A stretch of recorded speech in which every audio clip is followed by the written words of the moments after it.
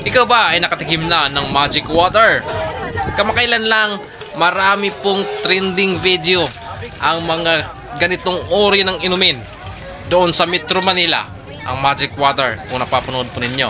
At ngayon, nandito po sa bayan ng San Juan, Batangas ang magic water.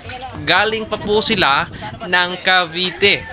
At dahil nga po, foundation anniversary po ngayon ng San Juan, Batangas, kaya nandito po sila, dumayo po sila para mapatikim ang kanilang produkto.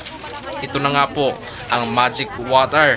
At siyempre ako hindi nagpapahuli, isa rin po ako sa pumila. At makikita ko rin na lahat ng mga kabataan ditong bumibili, umiinom, ay thumbs up. Masarap sa panlasa nila. Ito nga naman ang water na tinatawag na may magic. Dinudumog po ito sa isang baso na halagang 20 pesos. Solve ka na. Mapapawi na ang init ng iyong nararamdaman.